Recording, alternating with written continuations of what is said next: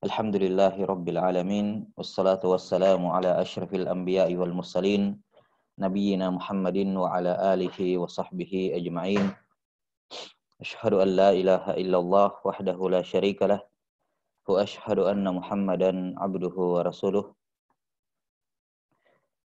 Allahumma la sahla illa ma ja'altahu sahla. Wa anta taj'alul hazna sahlan idha syi'd. Allahumma faqihna fi dinik. وعلمنا ما ينفعنا وارزقنا الإخلاص في القول والعمل واجعل ما نقوم به خالصا لوجهك الكريم. Amma ba'd. Baik, kita lanjutkan. Ini pertemuan yang ke-6 ya. Dari penjelasan terhadap kitab Bulughatul Hadits ila Ilmil Hadits karya Al-Imam Yusuf ibn Hasan Ibn al-Mibrid rahimahullahu ta'ala. Di mana pada pertemuan terakhir kita sudah selesai membahas tentang aqsamul hadis as-salasah, as-sahih, wal hasan, wal dhaif. Taib. Summa qala rahimahullahu ta'ala Summa hadhihi salasatu aqsamun tahta kullin minhuma aqsamun min ulumil hadis. Wa qad yashtarikul ilmu bainahum. Kemudian 3 jenis hadis ini, yakni sahih, kemudian hasan dan dhaif, ya, hasan dan dhaif. Ini terbagi lagi menjadi beberapa jenis ulum al-hadis untuk masing-masing. Jadi sahih ada beberapa jenis, kemudian hasan juga demikian dan dhaif juga demikian. Ya. Dan dhaif ini hadis yang paling banyak pembagiannya. Ya, paling banyak pembagiannya, di mana secara umum dhaif itu ada 2 jenis.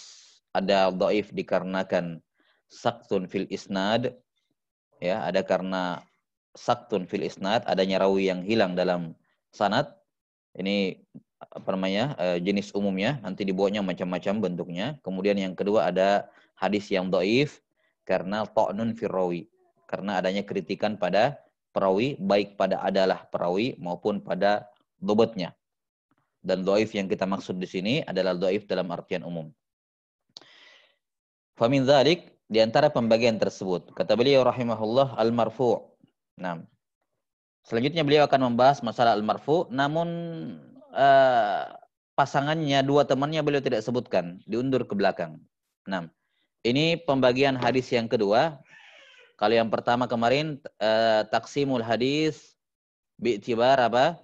Bi'tibar al-qabul war-rad. Ada 3, sahih, hasan dan dhaif.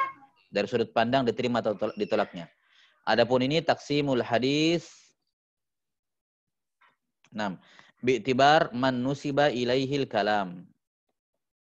Ilaihi al-kalam. Dari sudut pandang ucapan siapa yang disebut dalam hadis. Ini ada 3, al-marfu,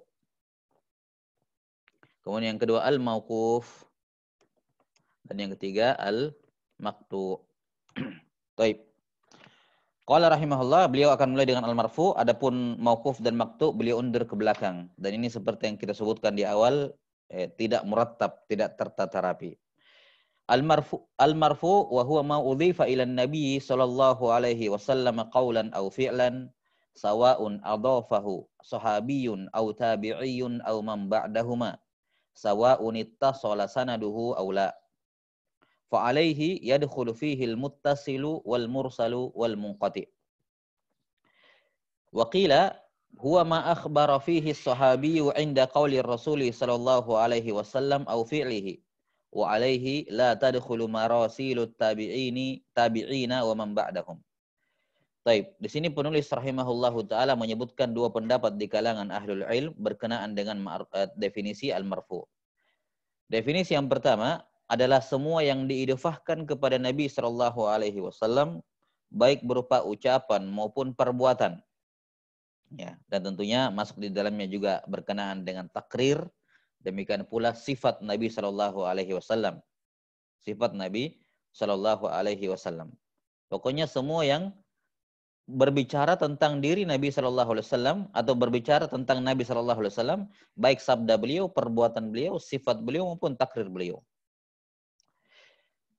Dan sama saja tidak ada perbedaan. Apakah yang menyandarkannya, menisbatkannya kepada Nabi Shallallahu Alaihi Wasallam itu adalah seorang sahabat atau tabi'i atau bukan, selain dari keduanya. Dan sama saja, yakni tetap dianggap marfu baik pakai sanad, baik sanadnya bersambung atau tidak. Jadi intinya pembagian hadis ini marfu, mauquf dan maqtu adalah di matannya dilihat. Apakah Nabi siapa yang berada di akhir matan? Siapa yang ada di matan tersebut? Apakah yang disebutkan itu tentang diri Nabi Shallallahu Alaihi Wasallam atau bukan? Kalau tentang Nabi Shallallahu Alaihi Wasallam maka sudah itu marfu. Ya, baik itu sahabat yang menyandarkannya, misalnya Ibnu Abbas radhiyallahu taala anhuma, ya, menceritakan karena Nabi Shallallahu Alaihi Wasallam yaqumu minal lail, masalah bahwa Nabi Shallallahu Alaihi Wasallam bangun sholat di tengah malam, ya. Baik yang menyandarkan itu adalah sahabat atau Umar bin Khattab berkata qala Rasulullah sami'tu Rasulullah SAW alal mimbar yaqul innamal a'malu binniyat, ataukah yang menyandarkannya adalah tabi'in, ya, jadinya hadis mursal. Nah, masalah tabi'in Qatadah rahimahullahu taala misalnya mengatakan bahwa terjadi demikian di masa Nabi sallallahu alaihi wasallam, ya. Bahwa Nabi SAW pernah masuk ke rumah Aisyah radhiyallahu anha, kemudian di situ lagi ada Asma bintu Abi Bakar As-Siddiq yang ketika itu memakai pakaian yang agak tipis. Maka Nabi SAW bersabda, wahai Asma, perempuan kalau sudah balik maka tidak boleh terlihat dari tubuhnya kecuali ini dan ini, ya, muka dan telapak tangan. Ini hadis mursal. Qatadah langsung ke Nabi SAW, tapi ini tetap namanya marfu. Marfu. Kenapa? Karena Nabi SAW, walaupun yang menyandarkannya adalah seorang tabi'i seperti Qatadah, ya, rahimahullahu taala. Ataukah yang menyandarkannya di bawahnya, misalnya atba'ut tabi'in. Atba'ut tabi'in misalnya Az-Zuhri berkata, Nabi SAW melarang ini dan itu. Az-Zuhri, seorang tabi'ut tabi'in. Ya kan? Atau Imam Malik mengatakan, balaghana anna Nabi SAW qala kadza. Dalam Muwatta ini banyak balaghat namanya. Kata Imam Malik, telah sampai kabar kepada kami bahwa begini dan begitu, bahwa Nabi SAW seperti ini. Ini tabi'in. Jadi, tapi tetap dikatakan marfu. Kenapa? Karena ujungnya adalah Nabi SAW. Kemudian, baik itu dibawakan dengan sanad lengkap dari mukharrij sampai kepada Nabi SAW, ya, ataukah tanpa sanad. Istilahnya mu'allaq dalam Sahih Bukhari, ya. Al-Bukhari rahimahullah berkata dalam judul bab masalah, dia mengatakan wa qala an-nabiy sallallahu alaihi wasallam. Al-Bukhari langsung berkata qala an-nabiy sallallahu alaihi wasallam. Ini tidak ada sanad. Maka ini juga masuk dalam kategori marfu. Baik. Ini pendapat yang pertama. Makanya kata beliau setelahnya fa alaihi, berdasarkan definisi ini masuk dalam kategori marfu itu ya muttasil atau ya mursal tadi, tabi'in langsung ke Nabi, wal munqati wal mu'dal. Ya. Bahkan kita katakan ya mu'allaq sekalipun, mu'allaq yang tanpa sanad juga masuk dalam kategori marfu. Karena intinya adalah siapa di ujungnya, siapa di ujung sanad tersebut. Ya. Kepada siapa disandarkan matan hadis tersebut.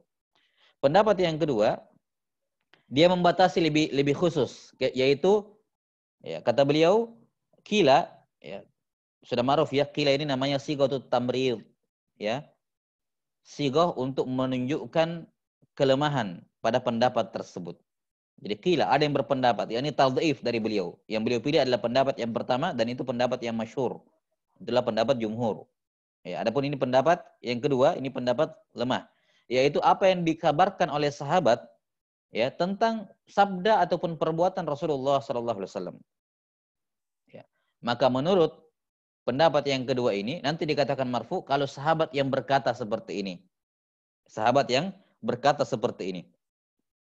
Yakni Al-Bukhari mengatakan misalnya, ya, Al-Bukhari rahimahullah berkata qala Ibnu Umar. Ini marfu menurut pendapat yang kedua ini. Walaupun tanpa sanad. Ada sanad mau tidak ada sanad terserah. Yang penting sahabat yang mengatakan qala Rasulullah sallallahu alaihi wasallam. Tapi kalau tabi'in yang mengatakan qala Rasulullah sallallahu alaihi wasallam atau di bawahnya lagi atba'ut tabi'in, maka ini menurut pendapat yang kedua bukan marfu. Jadi dipersyaratkan yang menisbatkannya kepada Nabi SAW adalah sahabat. Kata beliau, wa alaihi la tadkhulu marasilut tabi'in. La tadkhulu marasilut tabi'in. Karena itulah tidak masuk dalam hal ini dalam kategori marfu, mursalnya tabi'in wa man ba'dahum. Baik. Ini taksimul apa namanya? Dua pendapat dari al-marfu, dan ini pendapat yang pertama yang lebih masyhur dan lebih tepat. Baik. Kemudian hadis al-marfu sebagaimana yang ma'ruf ya, terbagi lagi berdasarkan kontennya. Berdasarkan kontennya, ada marfu qauli ya, marfu qauli qala Nabi sallallahu alaihi wasallam ya, masalan innallaha la yaqbidul ilma ya, la yantazi'ul ilma intiza'an min qulubil ibad sampai akhir hadis masalah. Ini marfu qauli, perbuat sabda Nabi sallallahu alaihi wasallam. Ada marfu fi'li. Marfu fi'li. Misalnya Utsman bin Affan radhiyallahu anhu memperagakan tata cara wudu Nabi sallallahu alaihi wasallam, kemudian di akhir dia mengatakan hakadza ra'aitu Nabiy sallallahu alaihi wasallam yatawaddo.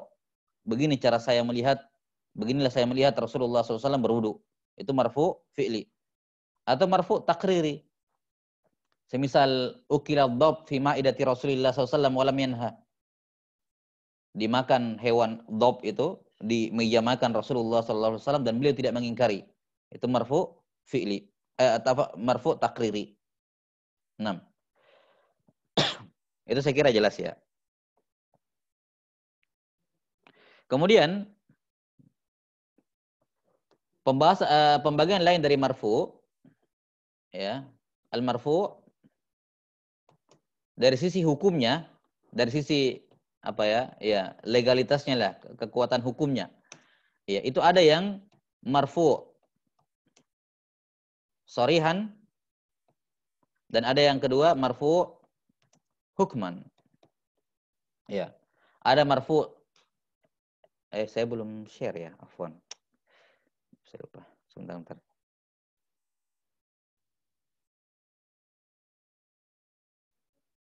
Tolong disable dulu ininya, saya mau share. Saya mau share screen. Erwin, tolong.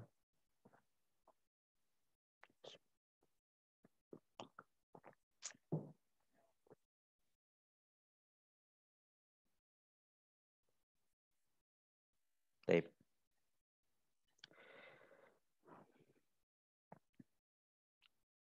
Ya. Jadi marfu terbagi menjadi dua, ada marfu yang sarihan, yang sharih ya, yang jelas. Ya. Dan ada yang marfu hukman. Ya. Marfu hukman. Baik. Jadi bisa kita katakan marfu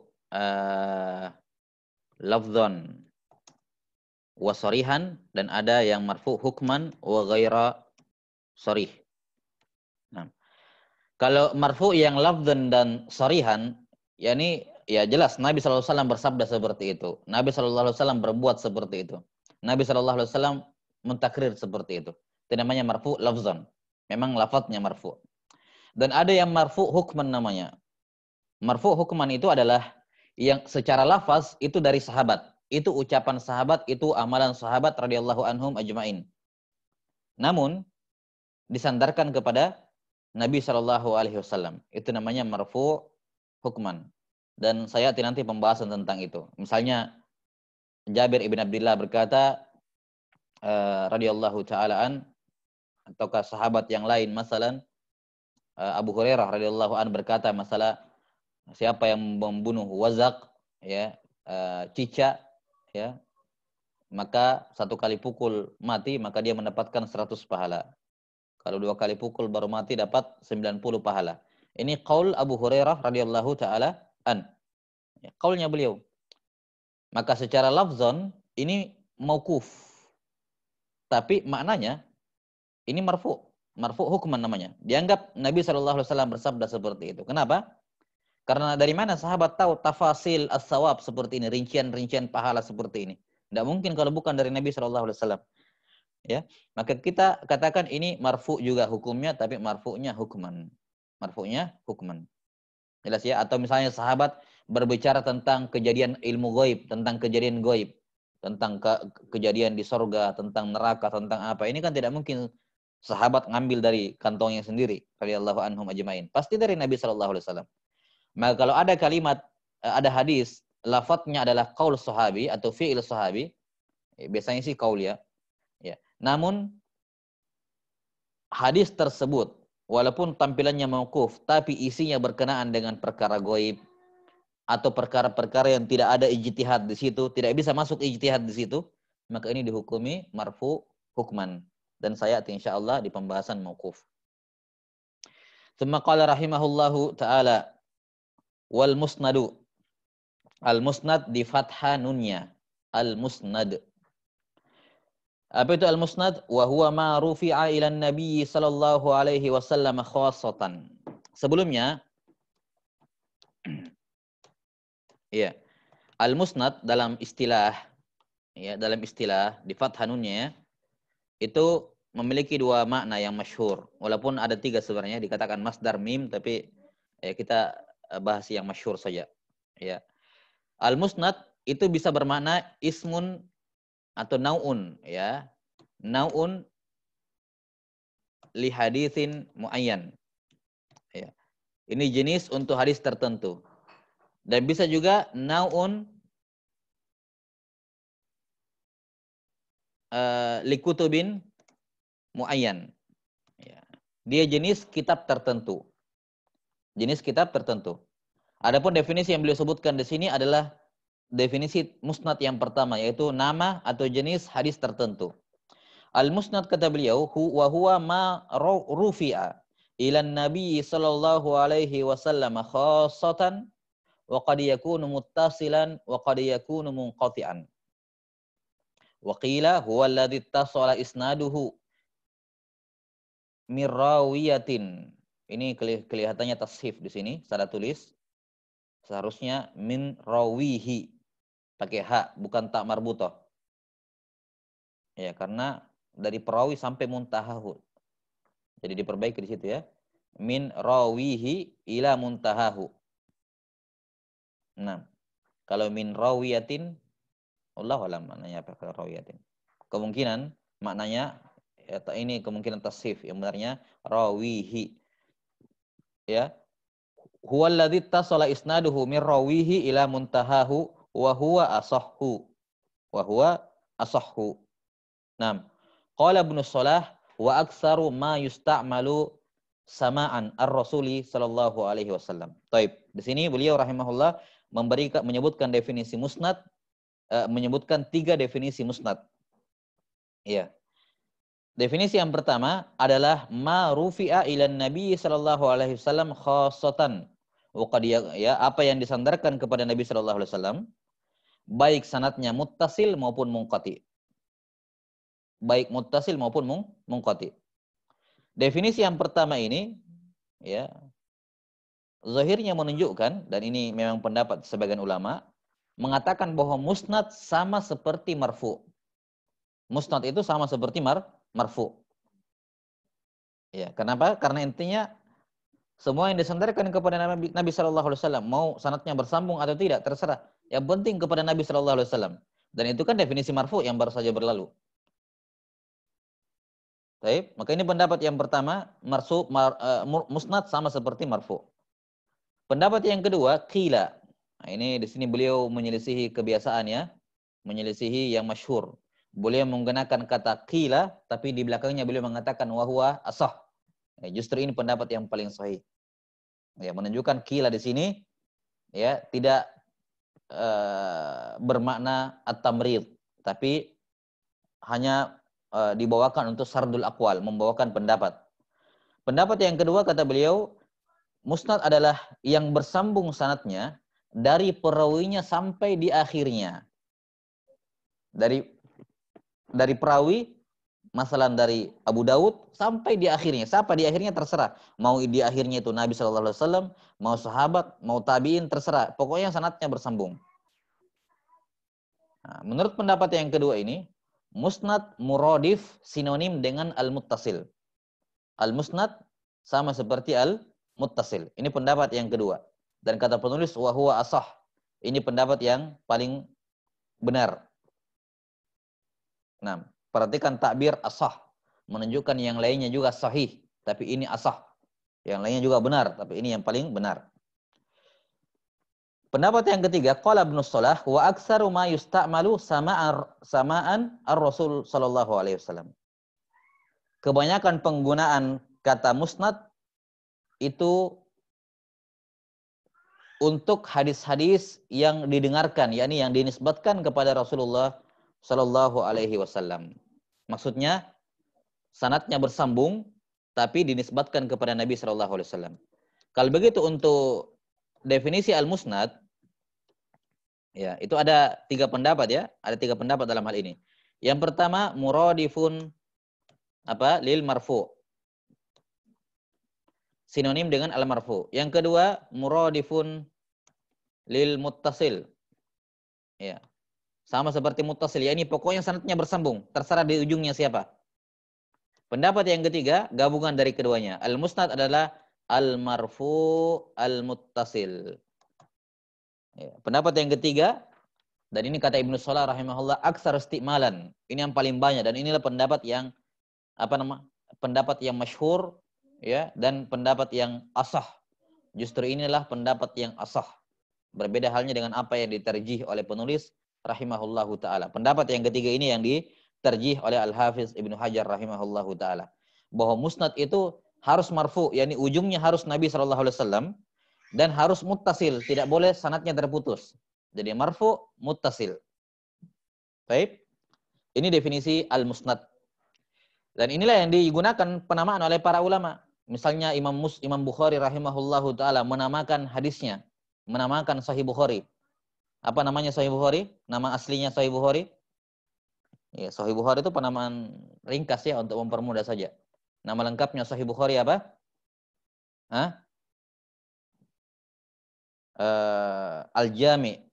Al-Jami As-Sahih atau Al-Jami Al-Musnad As-Sahih ya, Al-Mukhtasar fi umuri Rasulillah SAW wa sunanihi wa iyami. Ya, ini nama lengkap dari Sahih Al-Bukhari. Al-Jami Al-Musnad As-Sahih Al-Mukhtasar min umuri Rasulillah sallallahu alaihi wasallam wa sunanihi wa iyami. Jadi beliau menamakan kitabnya Al-Jami Al-Musnad As-Sahih. Tapi yang kita sorot penamaan Al-Musnad.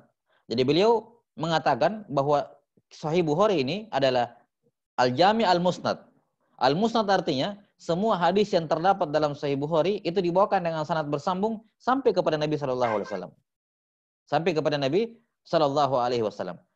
Karena itulah hadis-hadis mauquf dalam Sahih Bukhari, ucapan sahabat, kemudian muallaqat, hadis-hadis yang tidak pakai sanad, itu semua ulama sepakat itu bukan bagian dari Sahih Bukhari. Kenapa? Karena Bukhari sudah sebutkan persyaratannya. Yang saya maksudkan dengan Sahih Bukhari, yang saya jamin kesahihannya hanyalah yang musnad, yaitu yang pakai sanad plus kepada Nabi sallallahu alaihi wasallam. Adapun yang pakai sanad kepada tabi'in itu bukan bagian dari Sahih Bukhari. Ya. Adapun yang kepada Nabi tapi tidak pakai sanad, ya, apakah sengaja saya diputuskan sanadnya, sengaja enggak disambung seperti muallaq? Nah, maka ini juga bukan, ya, karena itulah semacam Ad-Daraqutni rahimahullah yang beliau mencari atau mengkritisi hadis-hadis yang beliau anggap dhaif dalam Sahih Bukhari, ya, yang beliau kritisi hanyalah hadis-hadis musnad. Adapun yang mauquf beliau tidak kritisi. Ya, yang muallaq Ad-Daraqutni juga tidak kritisi karena memang tahu bahwa itu bukan persyaratan Al-Bukhari di situ. Itu bukan bagian dari Sahih Bukhari, yang sahih maksudnya. Jelas sampai sini? Jadi penamaan Al-Musnad itu di kalangan muhaddisin diperuntukkan untuk hadis yang mengimpun 2 sifat. Yang pertama muttasil dan al-marfu. Baik. Kemudian yang penting juga untuk kita ketahui definisi musnad yang kedua, yaitu nama untuk jenis kitab tertentu. Seperti Musnad Ahmad, Musnad Abi Daud At-Toyalisi, Musnad Musaddad masalan, ya. 6. Ini penamaan musnad untuk jenis kitab tertentu lain lagi definisinya. Ya, musnad itu adalah ismun. Ya, dia adalah nama, ya. Nama untuk sebuah kitab, ya, jama'a fihi marwiyatu as-sahabah, ya. Jama'a fihi marwiyatus sahabah ala hidah. Ya. Jadi musnad menurut definisi yang kedua, yakni kalau dia adalah nama untuk jenis kitab tertentu, dia adalah kitab, ya, jama'a fihi, di mana penulisnya atau jumi'a fihi, dihimpun di dalamnya, dikumpulkan di dalamnya marwiyatus sahabah, ya, riwayat-riwayat sahabat seluruhnya ala hidah, secara teratur, secara teratur. 6. Maka musnad ini berbeda dengan al-jami', berbeda dengan as-sunan. Ini 3 jenis nama kitab yang masyhur, walaupun ada yang lain ya, ada mustakhraj, ada al-muwatta, ada al-ma'ajim dan seterusnya. Nama-nama kitab, jenis-jenis kitab banyak dalam kitab-kitab hadis itu banyak. Nah, kalau musnad kan hadisnya diurutkan berdasarkan abwabul fiqhiyah, dari kitabut thaharah, ya, kemudian masuk ke salat, at-thahar dengan semua abwabnya, kemudian masuk ke salat, masuk zakat, masuk puasa, haji, itu sunan namanya, kitab sunan. Kalau al-jami' lebih lengkap lagi. Tapi tertibnya juga seperti itu. Ya, biasanya sebelum kitabut thaharah ada yang lain. Ada yang lain. Misalnya Sahih Bukhari, awalnya kan ada kitab Badail Wahyi, kemudian ada kitabul ilm. Ya, ada kitabul ilm. Kalau Imam Muslim sebelumnya ada kitabul iman dulu, baru masuk ke tohar dan seterusnya. Tapi secara umum samalah. Tapi kalau musnad itu urutannya dibedakan berdasarkan nama sahabat. Jadi misalnya dimulai dengan Abu Bakar As-Siddiq radhiyallahu an. Dibawakan semua hadis-hadisnya Abu Bakar As-Siddiq. Ya, tanpa melihat apa namanya dalam bab apa hadisnya. Dalam bab toharo, salat, zakat, kumpul semua di situ. Yang menghimpunnya adalah semuanya adalah riwayat Abu Bakar As-Siddiq. Setelah selesai dibawakan semua riwayat Abu Bakar As-Siddiq, pindah ke semua hadisnya Umar bin Khattab dalam masalah tohara, masalah salat, masalah zakat, haji, jihad, apa semuanya masuk. Baru pindah ke Utsman bin Affan dan seterusnya. Jadi yang membedakan antara hadis musnad dengan hadis jenis kitab hadis yang namanya musnad atau jami atau as-sunan atau al-ma'ajim atau al-muwatta dan seterusnya. Kalau al-musnad tertibnya itu berdasarkan nama-nama sahabat, ya, berdasarkan nama-nama sahabat. Iya. Seperti Musnad Imam Ahmad rahimahullah, beliau mentartib sahabat itu berdasarkan afdholiyah. Berdasarkan afdholiyah. Jadi beliau mulai dulu dengan khalifah yang 4, ya. Setelah khalifah yang 4 disebutkan 6 sahabat pelengkap 10 orang yang dijamin masuk surga. Ya. Setelah itu beliau mulai dengan para sahabat yang hadir pada perang Badar, ya. Kemudian Bai'atur Ridwan, jadi berdasarkan fadilah, keutamaan diurutkan oleh Imam Ahmad rahimahullahu taala. Taib, ini al-musnad, 2 jenis al-musnad. Jadi kalau ditemukan kata al-musnad untuk buku, maka maksudnya tadi, kalau musnad untuk nama hadis, maka maksudnya yang pertama, al-marfu al-muttasil. 6. Ada juga al-musnid di kasrah nunnya. Kalau al-musnid artinya orang yang meriwayatkan hadis Nabi SAW dengan sanadnya sampai kepada Nabi SAW. Ya. Al-Hafidz Ibnu Hajar rahimahullahu taala adalah musnid. Ya kan? Adalah musnid. Kenapa? Beliau punya sanad yang bersambung sampai Nabi SAW. Sepanjang apapun sanadnya sampai hari kiamat. Ya, karena ini khasaisul ummah, terjaga terus. Walaupun menjelang hari kiamat ada orang masih punya sanad yang bersambung sampai Rasulullah SAW, itu namanya al-musnid. Ya, di zaman kita misalnya di abad ini dikatakan musnidud dunia, itu julukan untuk Syekh Abdul Faid Muhammad Yasin Al-Fadani. Itu musnidud dunia. Ya.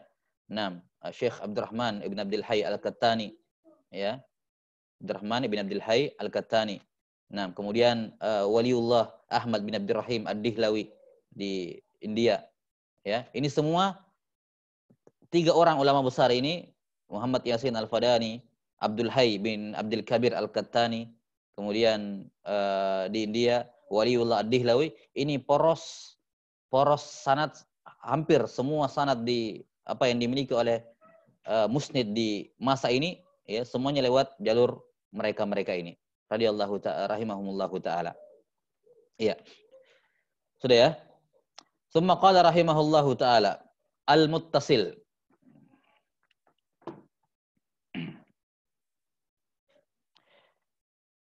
Kata beliau rahimahullahu taala, Wal muttasilu wal mausulu huwa mattasala isnaduhu ila nabi sallallahu alaihi wasallam au ila ahadim minas sahabah.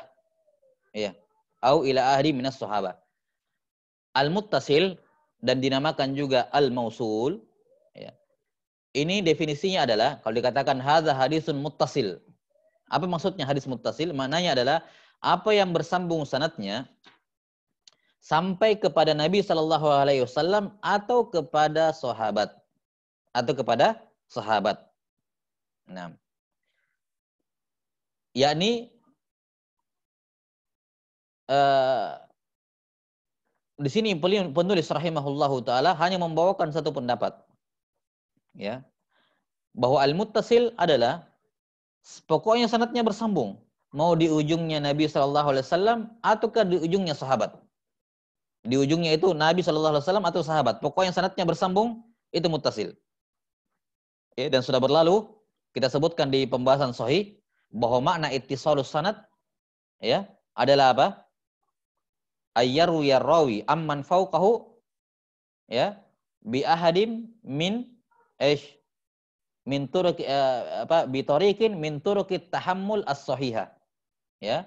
Bi tariqin min turuqit tahammul as-sahihah. Makna ittisal adalah ketika seorang rawi meriwayatkan dari orang di atasnya dengan salah satu dari cara-cara tahammul yang sahih. Cara-cara tahammul yang sahih. Itu cara mengetahui sanad tersebut muttasil atau tidak. Taib. Jadi ini muttasil pokoknya sanadnya bersambung, di ujungnya mau Nabi sallallahu alaihi wasallam ataukah sahabat terserah. Di sini penulis rahimahullahu taala membatasi hanya dari Nabi sallallahu alaihi wasallam dan dari sahabat, itu saja. Dan beliau tidak menyinggung dari tabi'in. Zahir amalan beliau atau apa yang beliau sebutkan di sini menunjukkan kalau misalnya Abu Dawud membawakan dengan sanadnya sampai ke tabi'in, itu enggak masuk dalam kategori muttasil. Enggak masuk dalam kategori apa? Muttasil. Jelas sampai sini? Dan ini zahir dari pendapat yang beliau sebutkan di sini. Kenapa tidak masuk muttasil? Karena sudah kita sebutkan, ya, ini di sini. Sesuatu yang dinisbatkan kepada tabi'in itu namanya apa? Al-maqtu. Jelas sampai sini? Sesuatu yang dinisbatkan kepada tabi'in itu namanya hadis maqtu. Maqtu kan secara bahasa apa? Terputus. Nah. Sementara muttasil secara bahasa apa? Bersambung. Nah, kalau kita menamakan riwayat tabi'in yang sanadnya bersambung dikatakan juga muttasil, nanti jadinya aneh. Muttasil maqtu. Muttasil bersambung, maqtu artinya terputus. Penamaannya aneh. Karena itulah sebagian ulama, dan ini yang zahirnya dipilih oleh beliau, tidak menamakan maqtu yang bersambung sanadnya, tidak dinamakan dengan muttasil.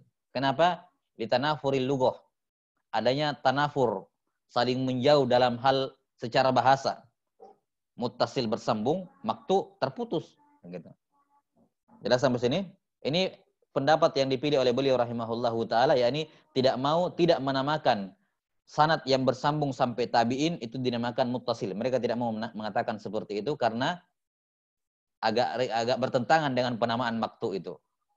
Sementara pendapat yang kedua mengatakan la hatta tabi'in sekalipun masuk dalam penamaan muttasil. Yang penting sanadnya bersambung walaupun di ujungnya tabi'in tetap dinamakan muttasil. Adapun keengganan kalian menamakan itu muttasil karena bertentangan secara bahasa dengan makna maqtu, ini tidak ada masalah. Kenapa? Karena sudut pandangnya berbeda. Ya. Sudut pandangnya berbeda. Bila sampai sini? Ya. Oke lah kalau kita katakan tinggi, kalau manusia misalnya, tinggi pendek, ya itu tanafur fil lughah. Tapi kalau kita katakan tinggi sama gemuk kan berbeda. Tinggi itu dari sisi tinggi, gemuk dari sisi apa? Ya, berat badan, kan begitu ya. Ya, berat badan. Nah, jadi beda sudut tinjaunya. Ini juga sama. Muttasil dari sudut pandang sanad, maqtu dari sudut pandang matan. Jadi beda sudut pandangnya, maka tidak ada masalah disatukan. Tidak ada masalah disatukan. Maqtu itu jenis matannya, ya. Sementara muttasil itu jenis sanadnya. Ya sudah, ini kan dua sudut pandang berbeda. Tidak apa-apa menggabungkan dua hal yang maknanya kontradiktif, secara makna kontradiktif, tapi dari dua sudut pandang yang berbeda, tidak ada masalah. Dan ini pendapat yang masyhur ya. Pendapat masyhur, pendapat yang kedua ini di kalangan mutaakhirin, bahwa untuk hadis maqtu sekalipun tetap diitlaqkan padanya nama muttasil selama sanadnya bersambung. Baik? Sudah ya? Kemudian di sini penulis rahimahullahu taala membawakan penamaan muttasil. Beliau mengatakan wal muttasilu wal mausulu. Ini sinonim ya, muttasil al mausul. 6. Kemudian ada penamaan-penamaan lain ya, penamaan lain disebutkan, ini salah satu penamaan dari Imam Syafi'i rahimahullahu taala. Beliau menamakannya dengan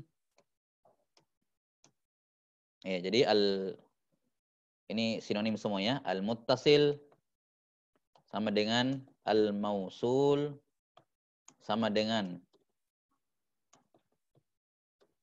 al muttasil sama dengan al mutasil. Ya, al-mutasil. Nah, ini apa namanya?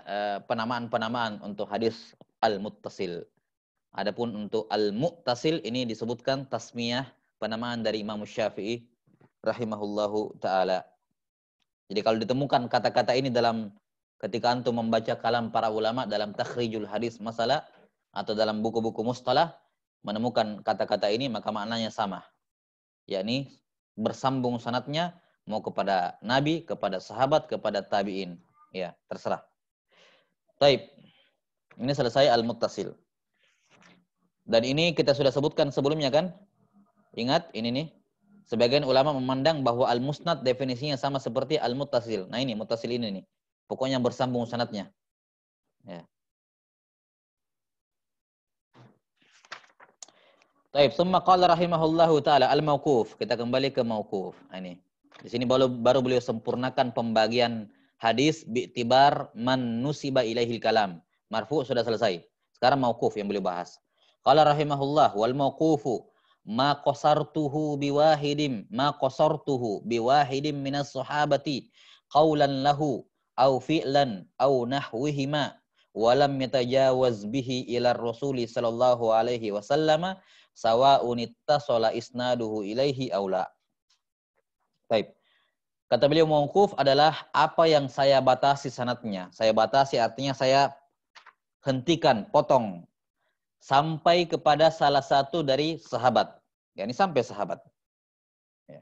Mungkin bisa dibaca qasartuhu atau qasortuhu atau qasortahu. Anta, kamu potong sanadnya, ya. Ini kamu hentikan sanadnya sampai kepada sahabat. 6. Apa yang kamu atau saya ya hentikan sanadnya sampai kepada salah seorang sahabat saja, yakni ma'udhifa ila sahabah. Ma'udhifa ila as-sahabah. Qaulan lahu au fi'lan, baik berupa ucapan maupun apa?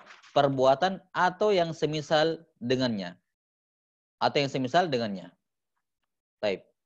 Yang dimaksud dengan semisal dengannya yakni apa? Takrir.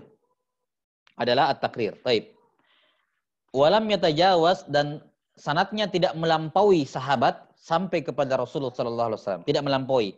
Sahabat mentok sampai di situ. Baik sanadnya bersambung atau tidak. Ini sama ya. Karena ini bukan dari sudut pandang sanadnya bersambung atau tidak. Tapi dari sudut pandang siapa di ujungnya. Kalau dia sahabat, sudah itu mauquf. Mau pakai sanad, mau ada sanad, sanadnya yang ada ini bersambung maupun tidak, terserah. Pokoknya di ujungnya sahabat. Baik. Ini hadis al-mauquf.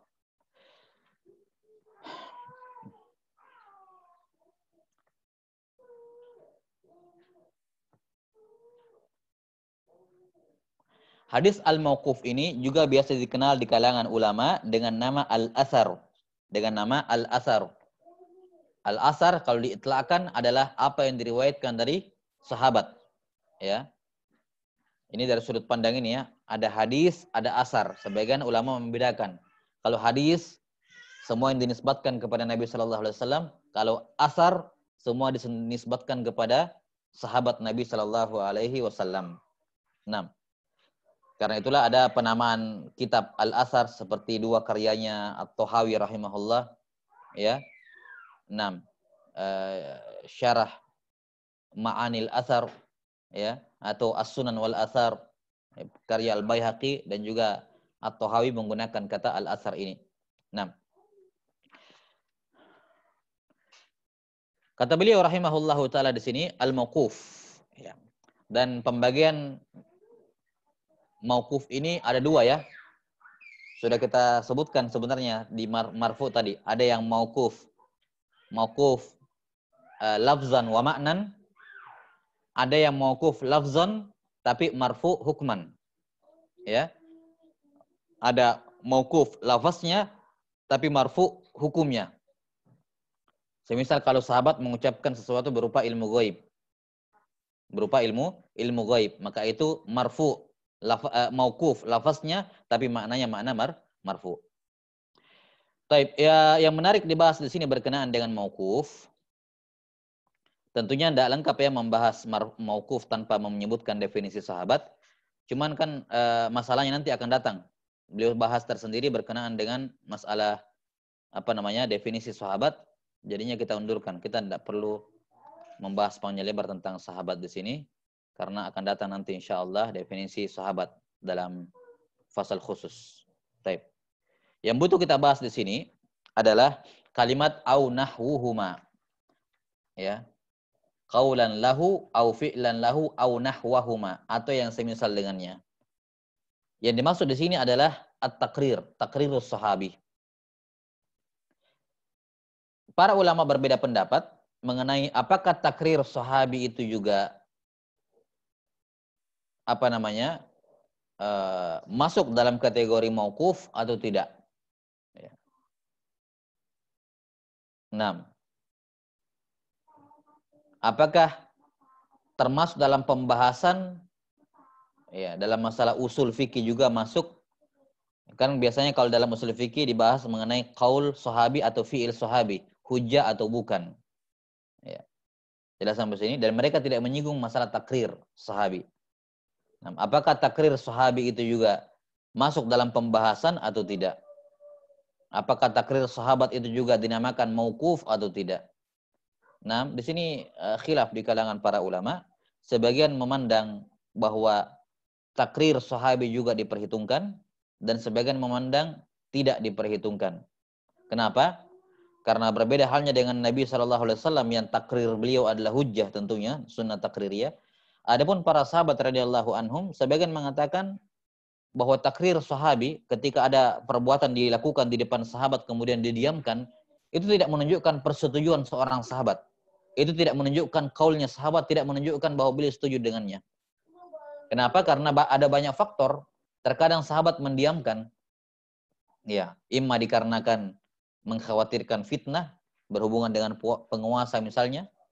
Beliau khawatirkan fitnah, akhirnya didiamkan. Khawatir perpecahan seperti Ibnu Mas'ud radhiyallahu an yang bermakmum di belakang Utsman bin Affan radhiyallahu an ketika haji safar, ya, dan itmam Utsman bin Affan, ya, beliau diamkan, ya, secara umum ya, beliau diamkan. Jadi karena adanya kekhawatiran fitnah atau perpecahan, kadang sahabat mendiamkan suatu perbuatan yang tidak sependapat dengan pendapat sahabat tersebut. Atau bisa jadi juga sahabat mendiamkan karena dia tidak punya ilmu tentangnya, tidak ada hadis. Bisa jadi kalau dia tahu hadisnya, beliau akan ingkari. Ya. Ataukah misalnya sahabat mendiamkan karena menunggu penjelasan dari sahabat yang lebih berilmu. Seperti Abu Musa al-Asy'ari ketika melihat ada orang zikir jamaah di masjid itu, ya, dalam riwayat Ad-Darimi, beliau lihat tapi tidak diingkari, datang ke Ibnu Mas'ud. Ya, nanti Ibnu Mas'ud datang mengingkari. Jadi karena adanya beberapa ihtimal ketika sahabat tidak mengingkari suatu perbuatan, bukan semata-mata karena setuju, tapi ada ihtimal yang lain. Karena itulah para usuliyin tidak mengkategorikan takrir sahabat itu dalam pembahasan. Yang mereka bahas hanyalah apakah qaul dan fi'ilnya sahabi itu hujjah atau bukan. Adapun takrir, mereka tidak masukkan dalam pembahasan itu. Jelas sampai sini? Karena takrir para sahabat itu bukan hujjah karena adanya ihtimal yang kita sebutkan tadi. Taib, wallahu a'lam bissawab.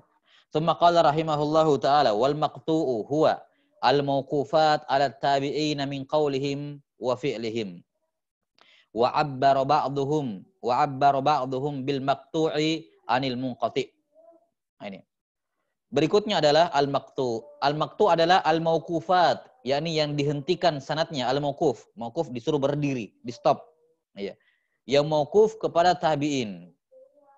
Yakni at-tabi'in faman ba'dahum. Demikian pula setelah tabi'in, atba'ut tabi'in, ya. Min qaulihim au fi'lihim. Ya. Ucapan maupun perbuatan beliau. Baik. Kalau contoh hadis mauquf sebelumnya jelas ya. Masalan Abu Hurairah radhiyallahu ta'ala disebutkan ya, idza ghassala yadaihi ila idza ghassala yadaihi ya ghassalahuma hatta hatta mankibai. Beliau cuci sampai ke bahu kalau berwudu. Kalau beliau mencuci kaki hatta asyra ila saqai. Beliau cuci sampai ke betis. Sampai ke betis. Ini mauquf. Ini mauquf. Nah, dari perbuatan sahabi.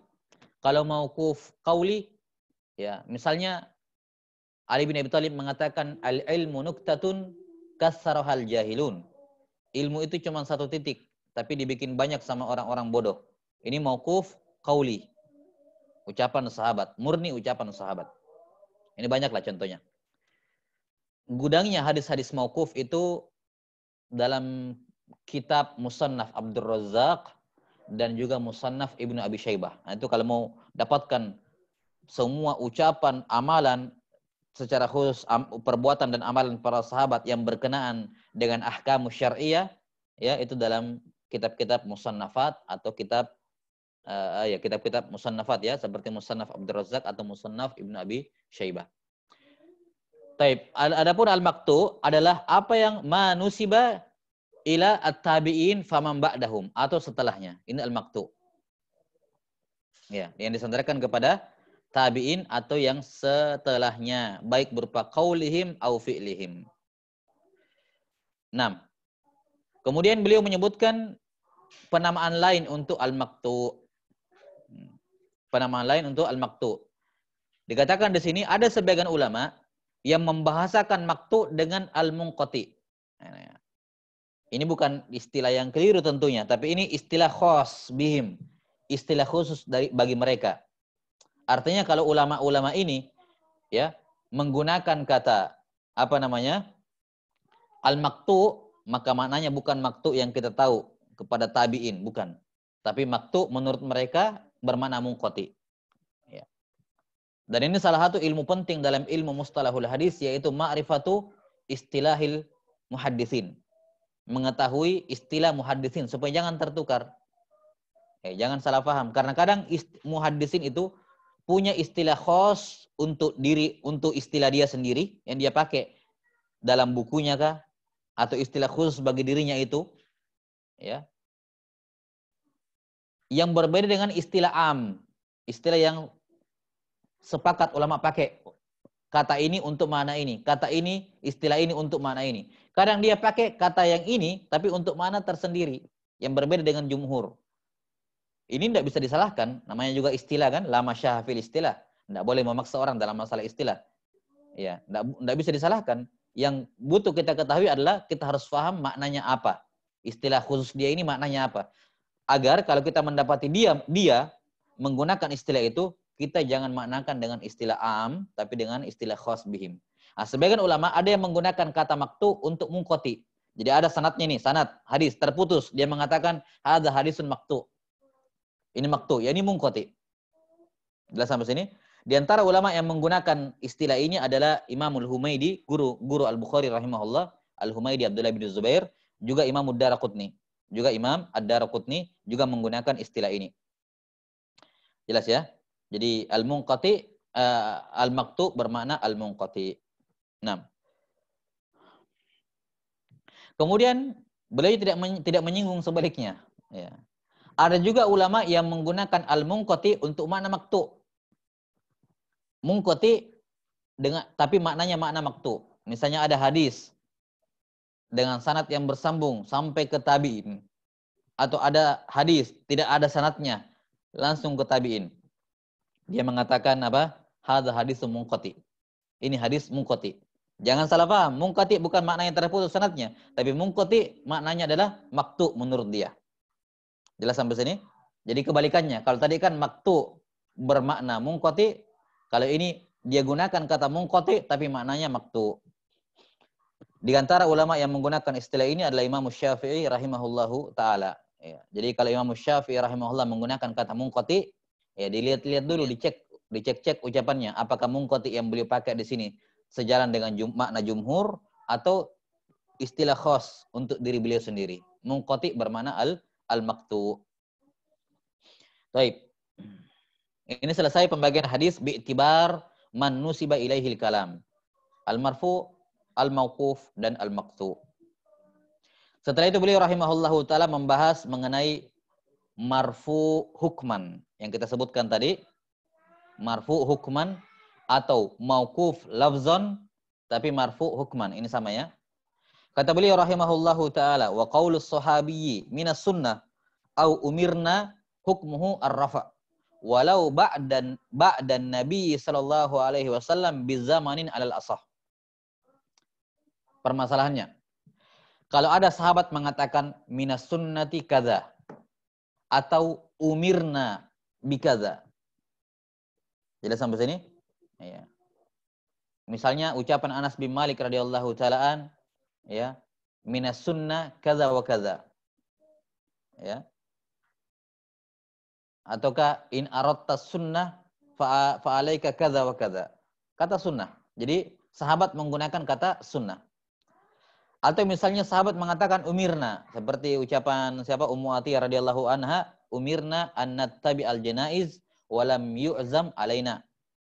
Nuhina ya, nuhina an nattabi al janaiz ya, wa lam yunha alaina, wa lam yu'zam alaina. Kami dilarang untuk mengikuti jenazah tapi tidak diharuskan larangan tersebut. Ya. Jadi umirna atau nuhina, di sini sama ya, umirna, nuhina, atau kata sunnah. Ketika sahabat mengucapkan itu, apakah hukumnya hukum marfu atau bukan? Kata Ibnul Mibrid rahimahullah, hukmuhu rafa. Hukumnya sama seperti marfu. Ini sama saja kalau Nabi SAW yang bersabda seperti itu. Bisa dijadikan hujjah.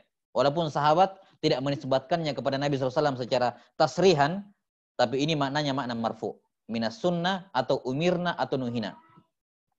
Jelas sampai sini? Maka hukumnya hukum marfu. Kata beliau, sama saja baik sahabat mengucapkan itu ketika Nabi SAW masih hidup, maupun sahabat mengucapkan itu setelah Nabi SAW wafat. Ya, walaupun misalnya Nabi SAW sudah wafat nih, sahabat ada yang mengatakan minas sunnah atau umirna atau nuhina, maka ini masuk dalam kategori marfu. Kata beliau alal asah. Ini pendapat yang paling benar dan ini pendapat jumhur ulama, pendapat aksar ahli ilm. Jadi sampai sini pendapat aksar ahli ilm. Dan sebagian ulama mengatakan kalimat sahabat minas sunnah atau umirna atau nuhina, dia hanya dihukumi marfu kalau Nabi masih hidup. Adapun kalau Nabi sudah wafat sallallahu alaihi wasallam, kemudian sahabat ada yang menggunakan kata umirna nuhina, maka ini tidak dihukumi marfu melainkan tetap mauquf.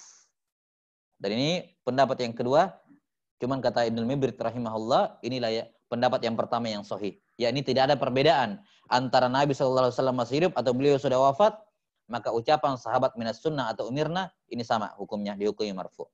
Jelas? Ini masalah yang pertama. Jadi as-sahih, al-asah adalah ini marfu hukman. Berikutnya, wa qaulus sahabi kunna nara kadza au naf'alu kadza au naqulu kadza wa nahmuhu in qayyadahu bi asri Rasul sallallahu alaihi wasallam fa marfu'un 'alal asah wa illam yuqayyidhu falaysa bimarfu'in 'alal asah. Baik. Sekarang sahabat berkata, kunna naro kadza. Kami memandang hal itu seperti ini. Ya. Atau kunna naf'alu kadza. Kami dulu melakukan seperti itu. Atau kunna naqulu kadza. Dulu kami mengucapkan seperti itu. Atau yang semisalnya. Apa hukumnya? Ya. Apa hukumnya? Jelas sampai sini? Misalnya apa namanya? 6. Nah, ketika sahabat radhiyallahu taala anhum ajmain menggunakan istilah ini, apa hukumnya? Apakah hukumnya marfu atau mauquf? Kata beliau dibagi menjadi dua keadaan. In qayyadahu bi asir Rasul, kalau dia kaitkan ucapannya dengan zaman Rasulullah sallallahu alaihi wasallam, maka itu marfu alal asah. Maksudnya dikatakan apa namanya? Kunna na'zil wal Qur'anu yanzil, kata Jabir bin Abdullah. Kami melakukan al-azal sementara Quran masih turun. Berarti Nabi sallallahu alaihi wasallam masih hidup, masih di zamannya Nabi sallallahu alaihi wasallam. Maka itu hukumnya marfu alal asah. Ya. Nah, ini apa namanya? Hukumnya hukum marfu. Kalau dikaitkan dengan masa Rasulullah sallallahu alaihi wasallam, yakni beliau masih hidup. Nah, bagaimana kalau tidak dikaitkan? yakni apakah Nabi sallallahu alaihi wasallam sudah wafat atau enggak jelas? Ini sahabat ucapkan, lakukan ketika ketika Nabi sallallahu alaihi wasallam masih hidup atau tidak? Enggak jelas. Lam yuqayyidhu. Kalau tidak yuqayyidhu, misalnya dikatakan Ibnu Umar mengatakan kunna naqulu was sahabatu mutawaffirun, ya. Afdalu hadhil ummah Abu Bakar summa Umar. Kata Ibnu Umar radhiyallahu anhuma, kami yakni para sahabat berkata, sementara sahabat masih banyak yang hidup. Manusia yang paling afdal dari umat ini adalah Abu Bakar wa Umar. Ini dari sisi lafaz yang ini tidak ditakid dengan masa kenabian. Apakah hukumnya marfu atau mauquf? Kata Ibnu Mibrid rahimahullahu taala, falaysa bimarfu'in 'alal ashah. Ya, kalau dia tidak kaitkan dengan zaman kenabian, maka itu bukan marfu menurut pendapat yang paling kuat. Baik. Pendapat yang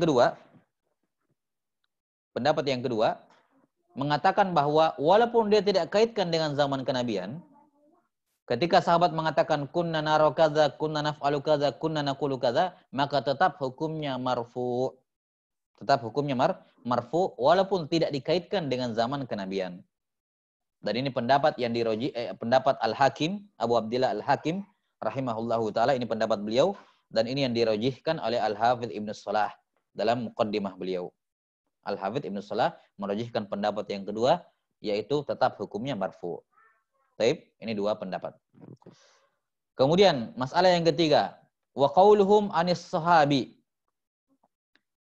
Ucapan mereka di sini yakni dibawanya tabi'in, mau tabi'ut tabi'in, mau dibawanya atau sampai mukharrij, periwayat hadis semacam Bukhari, Muslim dan seterusnya. Ucapan mereka tentang sahabat ketika mereka membawakan sanadnya ataukah tidak membawakan sanad tapi langsung menyebutkan sahabat, kemudian kemudian mereka mengatakan yarfa'ul hadis. Misalnya dikatakan an Abi Hurairah yarfa'uhu. Abu Hurairah memarfukannya. Au yablughu bihi. An Aisyah radhiyallahu taala anha tablughu bihi, misalnya. Ya. An Zaid ibn Thabit radhiyallahu taala an yablughu bihi. Au yanmihi. Ya, au yanmihi. Di fathah ya-nya, yanmihi, bukan yunmihi tapi yanmihi. Misalnya dikatakan an Umar radhiyallahu anhuma yanmihi. Ya. An Anas bin Malik radhiyallahu an yanmihi. Hukmuhu hukmul marfu sorihan. Maka ini hukumnya hukum marfu secara sorih. Bukan marfu hukman, tapi marfu sorih.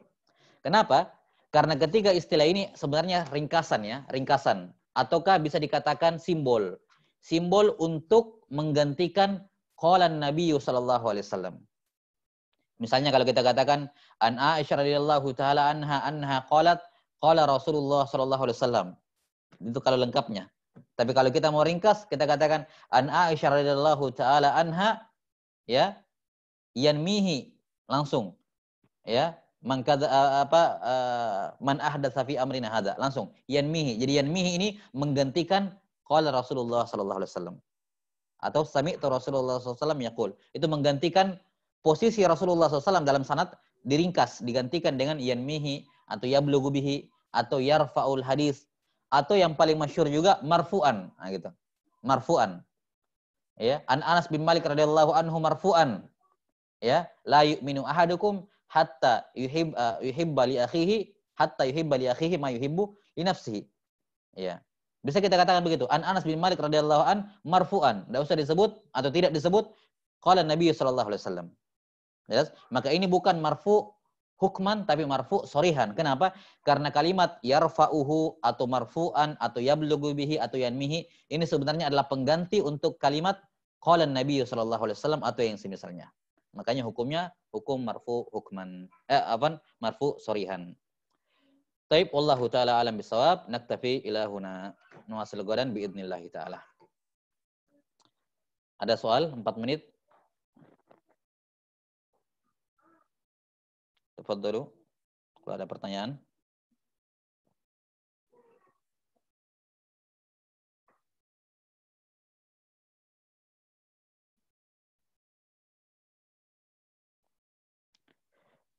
La ba's.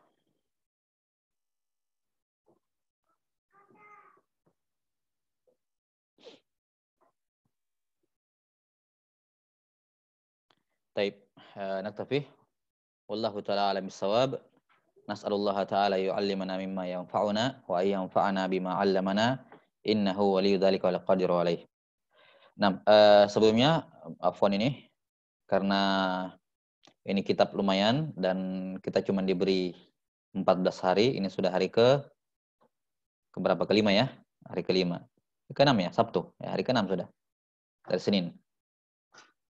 Dan kita masih di pembahasan sini, kita masih punya 8 hari, jadi maklum kalau cepat. Jadi tolong didengarkan rekaman kalau ada yang kurang jelas. Baik. Wallahu a'lam bishawab. Subhanakallah bihamdik, asyhadu an la ilaha illa anta astaghfiruka wa atubu ilaik. Alhamdulillahirabbil alamin. Assalamualaikum warahmatullahi wabarakatuh.